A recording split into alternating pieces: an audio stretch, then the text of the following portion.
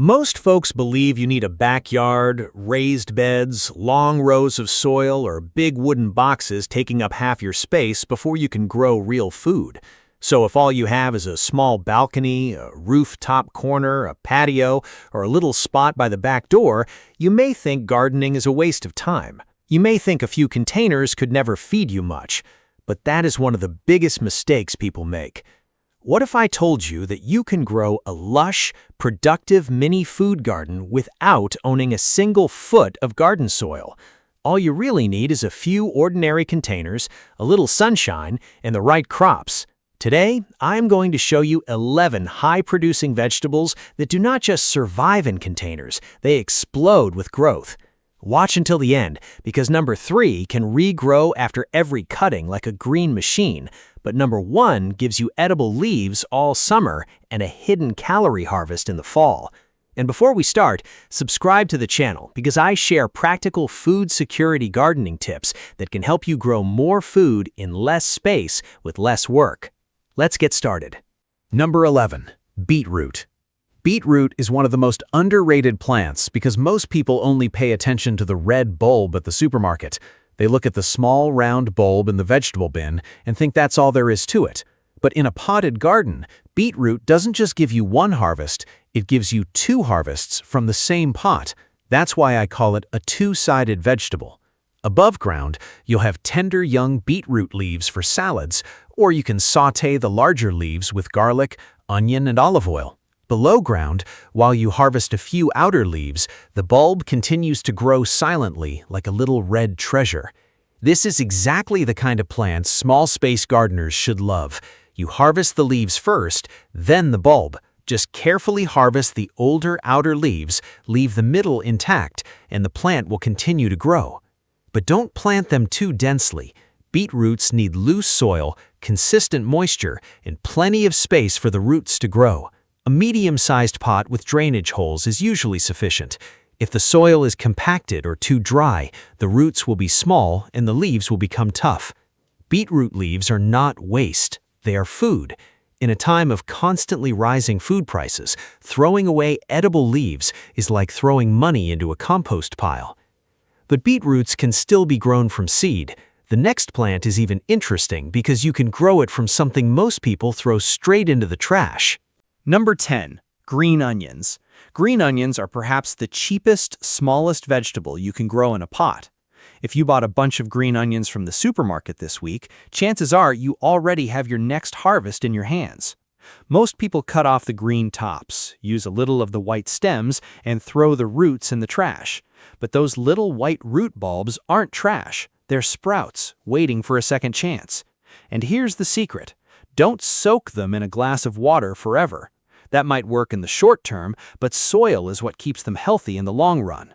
Plant them in a small pot with drainage holes, keep the soil moist, give them a little sun, and the sprouts will grow faster than you think. When the tops grow tall, cut them for use in meals, then leave the roots in the soil so the plant can continue to grow. You can also add freshly bought scallion roots from the supermarket whenever you have them. That's why I call scallions a free vegetable.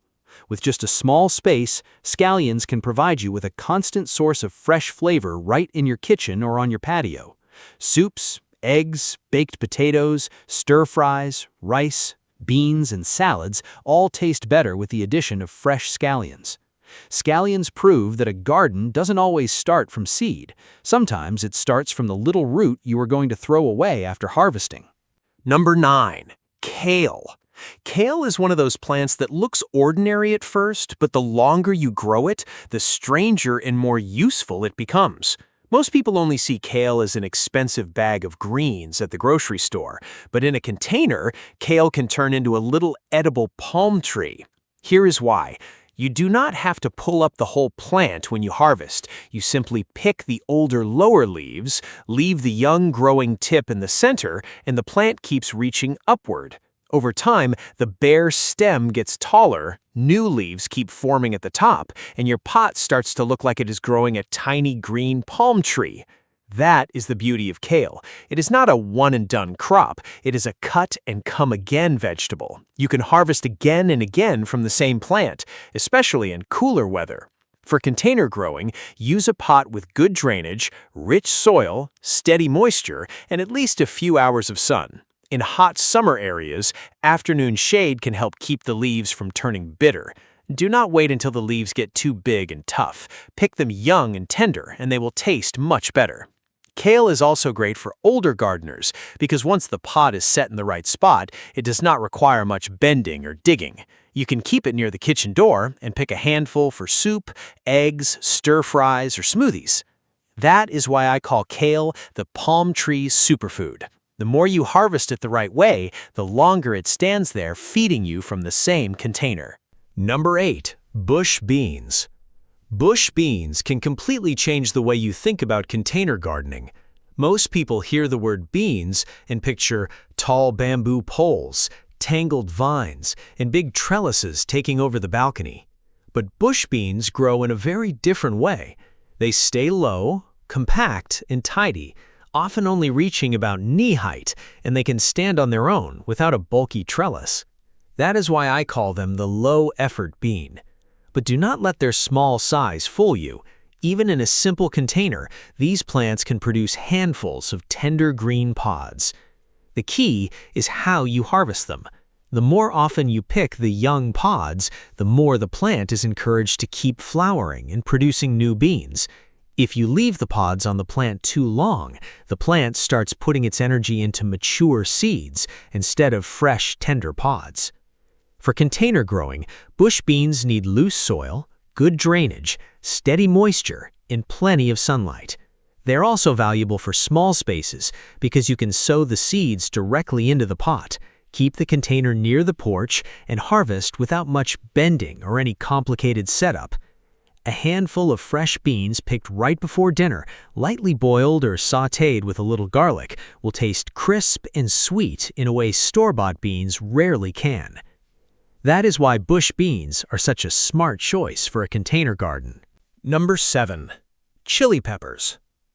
Chili peppers are one of the toughest and most productive plants you can grow in a container garden. Most people notice them first because of their bright little fruits, hanging or pointing upward like tiny flames in green, yellow, orange, and deep red. At first glance, some folks think chili peppers are only there to make a patio look pretty. But in a real food garden, they are far more useful than decoration. A healthy chili pepper plant can become a steady source of fresh seasoning right outside your kitchen door. That is why I call chili peppers the mini spice factory. The real strength of chili peppers is that they keep producing. You do not pull the plant out after the first harvest. You simply pick the right peppers regularly, and the plant is encouraged to keep flowering and setting new fruit. Because of that, one container can give you harvests for many weeks or even months if the weather stays warm enough. For container growing, chili peppers are fairly easy to manage. They do not need a huge amount of soil, but they do need a medium container with good drainage, loose soil, steady watering, and a sunny balcony or patio corner. The more sun they get, the stronger the plant grows, the brighter the colors become, and the deeper the flavor can be.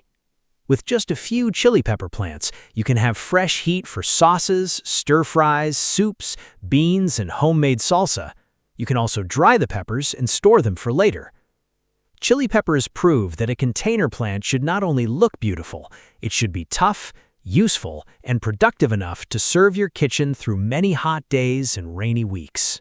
Number 6. Red radishes. Radishes are the perfect vegetable for anyone who is tired of waiting. Some vegetables demand months of care before they give you anything back. Radishes are different. They grow fast, mature fast, and can land on your dinner plate in about a month. That is why I call them the 30-day meal. Most gardeners underestimate radishes because they're small, but speed is also a form of productivity. In a container garden, fast crops matter because they give you a quick win. And for beginners, that quick win can be the line between giving up and saying, maybe I really can grow my own food. Radishes do not need oversized pots. They need loose soil, steady moisture, and enough room for each little root to swell. Do not see the seeds too thick and then hope for the best. Overcrowding only leads to skinny, twisted roots and a disappointing harvest. Thin the seedlings early. Keep the soil evenly moist and harvest before the roots turn woody. You can slice them into salads, roast them, pickle them, or use the young leaves in soups and stir-fries. That means even this small crop gives you more value than most people realize. Radishes prove that growing food in containers does not have to be slow. Sometimes the smartest crop is the one that gives you confidence before the season even begins. Number 5. Bush eggplant. Bush eggplant is the kind of plant that makes people stop and stare because it almost looks impossible. You see a compact plant sitting in a container, but hanging from it are large, glossy eggplants that look far too heavy for such a small space. That is why I call it the heavy fruit machine. Most people think eggplant needs a large garden bed to produce well, but compact bush varieties can grow surprisingly well in containers. The secret is choosing the right variety. Do not grab some tall, sprawling eggplant and expect it to behave nicely on a balcony. Look for dwarf eggplants, patio eggplants, or bush varieties made for smaller spaces. Eggplant loves warm weather, rich soil, steady moisture, and plenty of sunlight. Give it a medium to large container with drainage holes, and do not let the soil swing suddenly from bone dry to soaking wet. That kind of stress can slow the plant down and cause flowers to drop before they turn into fruit. A simple stake can help support the branches once the fruits start getting heavy. And when the eggplants are glossy, firm, but still tender, that is the time to harvest. If you wait too long, the skin can turn tough and the flavor can become bitter. One healthy bush eggplant can give you enough fruit for grilling, stir-fries, baked dishes, or a simple eggplant parmesan. It proves that container gardening is not just for tiny herbs or a few salad leaves. Sometimes an ordinary pot can grow a plant strong enough to carry an entire meal. Number 4. Potatoes. Potatoes are the hidden treasure of container gardening. For weeks, they may look unremarkable. You just see green stems, a few leaves, and an ordinary-looking plant sitting in a grow bag or plastic bucket. But underground, the real work is quietly going on. That is why I call potatoes the hidden treasure bucket. Most people think potatoes need long garden rows and hard digging, but container gardening changes all that. A grow bag, a large bucket, or a deep pot can hold enough loose soil for the plant to form tubers underground. And when harvest time comes, you do not need to dig up half the garden. You just turn the container over and watch the potatoes roll out like buried gold. The key is to start with good quality seed potatoes, not random potatoes from the grocery store. Grocery store potatoes may have been treated to prevent sprouting, and sometimes they can carry disease. Use a deep pot with drainage holes, loose soil, steady moisture, and plenty of sunlight. As the stems grow, you can add soil around them, leaving a few green leaves above the surface. This gives the plant more space to form tubers along the buried stems. Do not let the soil get too wet, because potatoes do not like sitting in mud. But do not let the container dry out completely either.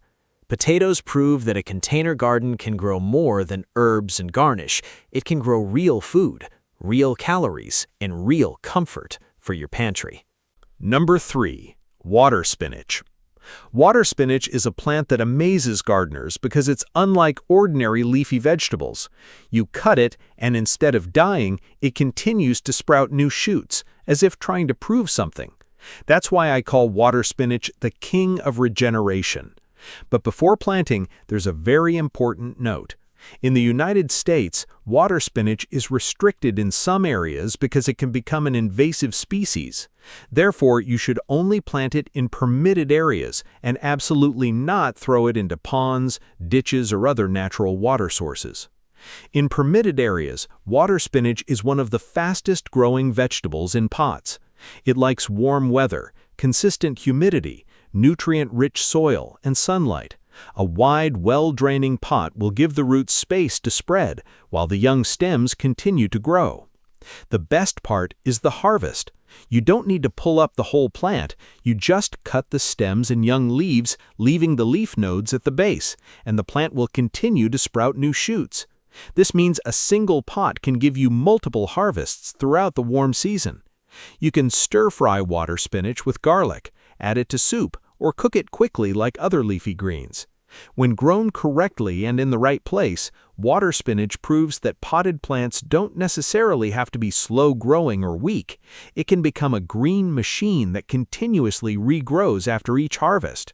Number 2. Cherry tomatoes. Cherry tomatoes bring a bright and abundant feel to a potted garden. Just one healthy plant can transform an ordinary pot into a lush green vine wall, vibrant yellow flowers, and clusters of small, ripe tomatoes. Most people enjoy growing tomatoes, but they make a big mistake. They treat them like little potted flowers. They plant them in small pots, forget to provide support, water irregularly, and then wonder why the plants start to stunt. Cherry tomatoes have small fruits, but the plants themselves require a lot of energy, water, and vigorous growth. For best results, plant them in large pots with drainage holes, nutrient-rich soil, consistent moisture, and plenty of sunlight. A sturdy trellis, support frame, or stake should be erected early before the plants bear fruit. If you wait until the branches are already bending, you're fighting a battle you're almost certain to lose. Cherry tomatoes are very hardy because they give you a harvest in clusters throughout the season.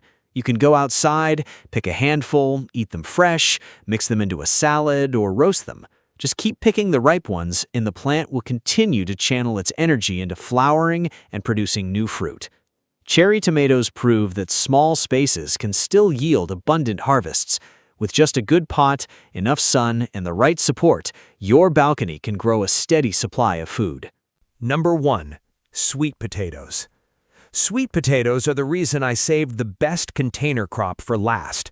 Most people think of sweet potatoes as something they buy for Thanksgiving dinner, but in a container garden, this plant becomes a 2-in-1 food machine. That is why I call sweet potatoes the secret calorie island. All summer long, the vines can give you tender young leaves that can be cooked like greens. You do not need to strip the whole plant bare, just pick a few leaves here and there while the real treasure is forming underground. Then, when the season comes to an end, you dig into the container and find the hidden harvest, sweet, filling roots with real calories. That is what makes sweet potatoes different from many other container crops. Lettuce gives you leaves, tomatoes give you fruit, but sweet potatoes can give you both greens and storage food from the same plant. For container growing, use a large grow bag or a deep container with drainage holes, loose soil, warm weather, and plenty of sunlight. If you can find compact or bush-type sweet potato varieties, they will be easier to manage in a small space. Do not keep the soil too wet, but do not let it dry out completely either. Once the vines start growing, they may look wild, but that is part of their power. Sweet potatoes prove that a container garden can do more than give you a few fresh snacks. It can grow food that fills your stomach, supports your pantry, and turns a small space into a real survival garden. If you've read this far, you already know the truth. Growing plants in pots isn't just about planting a few herbs or small lettuces. A small pot isn't as fragile as most people think. When you choose the right plants, it can provide you with fresh greens, colorful fruits, healthy vegetables, and a continuous harvest throughout the season. You don't need a large farm, long garden beds, or perfect garden soil to better control your food supply. You just need the right pots, enough sun, regular watering, and plants that actually yield a profit. Any balcony, terrace, patio, or sunny corner of the garden can be more useful than you imagine. So let me know in the comments what vegetables you'll plant first, and let me know where you live because your climate is important. Please like this video, subscribe to the channel, and start transforming your small space into a real food-producing potted garden. And thank you. See you in the next video.